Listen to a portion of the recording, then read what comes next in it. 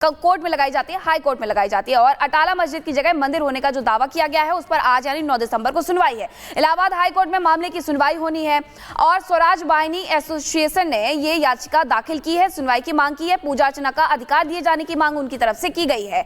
अब ऐसे में जब आज सुनवाई होगी, क्या कुछ कहा जाता है इस पर भी नजर रहेगी। आखिरकार वो कौन से दावे हैं, कौन से सबूत है जो कि पेश किए गए हैं। और अब देखिए, अयोध्या, मथुरा, काशी, संभल के बाद एक नया नाम जौनपुर का जुड़ गया है। अटाला मस्जिद है या मंदिर है, इसे लेकर के जो याचिका दाखिल की गई है उसमें आज सुनवाई होगी। क्या कुछ होगा इस रिपोर्ट में देखें।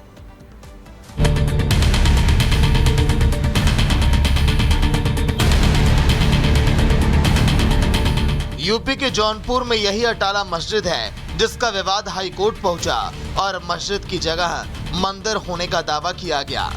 इससे पहले इसी साल मई में जौनपुर जिला कोर्ट इस केस की सुनवाई का आदेश अब दे चुका था, जिसमें हिंदू पक्ष का दावा था अटाला मस्जिद अटाला मंदिर को तोड़कर बनाई गई थी। जिस जगह पर मस्जिद है वहां पहले अटाला देवी का मंदिर था। अटाला देवी के मंदिर का निर्माण 13वीं शताब्दी में कन्नौज के राजा जयचंद्र राठौर ने करवाया था। इसके बाद फिरोज शाह तुगलक ने मंदिर को मस्जिद में तब्दील कर दिया और इसी दावे के आधार पर हाईकोर्ट में मस्जिद के अंदर पूजा अर्चना की मांग की गई। अटाला मस्जिद एएसआई संरक्षित स्मारक है, जिसके हिंदू मंदिर होने की याचिका जिला कोर्ट में दायर हुई तो मुस्लिम पक्ष हाईकोर्ट पहुंच गया, जहां कहा गया कि विवादित इमारत हमेशा से मस्जिद की रही है, यह कभी दूसरे धर्म के कब्जे में नहीं रही। निर्माण के बाद अटाला मस्जिद में नमाज अदा की जा रही है। हिंदू और मुस्लिम दोनों पक्षों के अपने तर्क हैं, लेकिन अटाला मस्जिद है या मंदिर, ये इलाहाबाद हाई कोर्ट को तय करना है और ये विवाद सुनने लायक है या नहीं। Bureau report, Republic Bharat. और महाराष्ट्र से भी वक्फ की मनमानी का मामला सामने आया। लातूर से एक खबर ऐसी आई कि किसानों की 300 एकड़ जमीन पर भी वक्फ की निगाहें हैं। किसान बेचैन हो उठे हैं, आवाज उठा रहे हैं, लेकिन इस आवाज को सुना गया है। डिप्टी सीएम एकनाथ शिंदे ने कहा अन्याय नहीं होने देंगे। एक रिपोर्ट दिखाते हैं।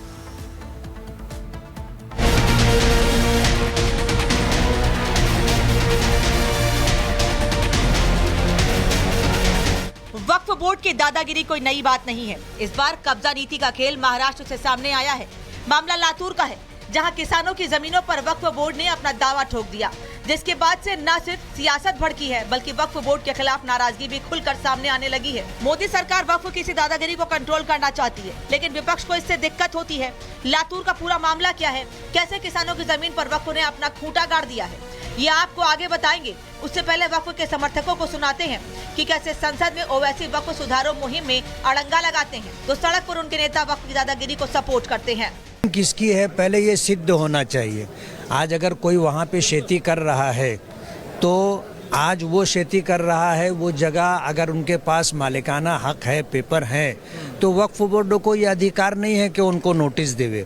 और अगर वक्फ बोर्ड की जगह है, चाहे वो आज खेती कर रहे हों या उनके बाप दादा लोग पहले से खेती कर रहे हों, तो जाहिर बात है कि वक्फ की जगह है, वक्फ बोर्ड उनको नोटिस दे सकता है और अपनी जगह वापस मांग सकता है। सोचिए, अत्याचार किसानों के साथ हो रहा है, जिनकी जमीनों पर वक्फ ने अपनी कब्जा नीति शुरू कर दी है। लेकिन भाईजान को इसमें भी बीजेपी की कारस्तानी नजर आ रही है।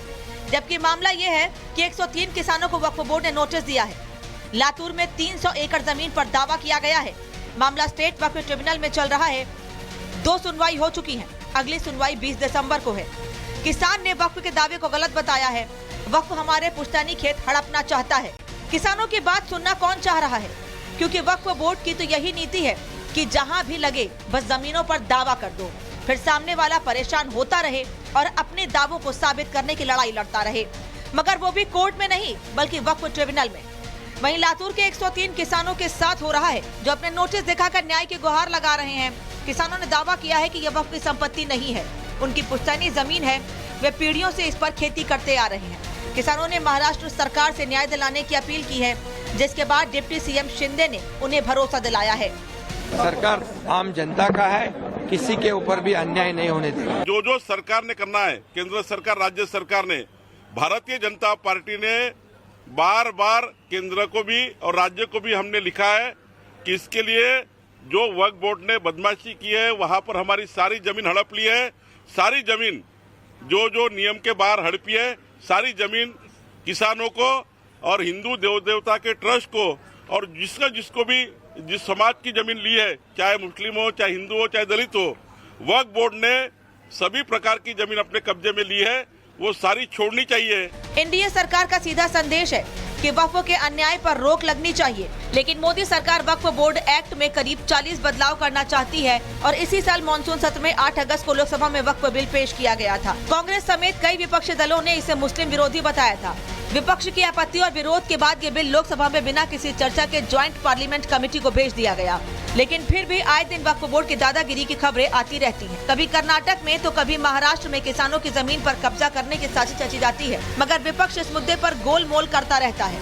मेरे पास नहीं है और इसलिए उसके डिटेल्स नहीं होने की वजह से कुछ वहाँ प्रतिक्रिया देना गलत होगा। लेकिन जो किसान है उनको अपनी जमीन छोड़ देनी नहीं, मुझे पता नहीं ना, एक्चुअली फैक्ट क्या है मुझे पता नहीं, तो उस पर मैं चर्चा कर जिनका है उनको या अगर किसान के नाम 7/12 है, मालक वो है, तो ऐसा वक्फ उनको नोटिस नहीं दे सकता है, यही मेरा कहना है। लेकिन क्या स्थिति है मुझे पता नहीं। लड़ाई इंसाफ की है, ऐसे में वक्फ के खिलाफ किसानों का गुस्सा फूट रहा है, सियासत भी तेज होती जा रही है। तो क्या अब जाकर विपक्ष को वक्फ की दबंगई दिखेगी और वो संसद में वक्फ में सुधार का समर्थन करेंगे या सिर्फ वोट बैंक बचाने के लिए कब्जा नीति का साथ देते रहेंगे?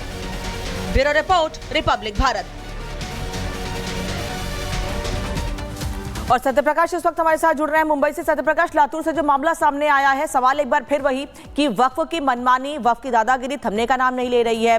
बिल को लेकर चर्चा हुई, लेकिन उसके बाद जेपीसी बनाई गई, उसके बाद भी कहीं मामला थम नहीं रहे। वाराणसी में कॉलेज पर, मुंबई में इसके पहले हमने एक मंदिर पे देखा और अब लातूर में किसानों की जमीन।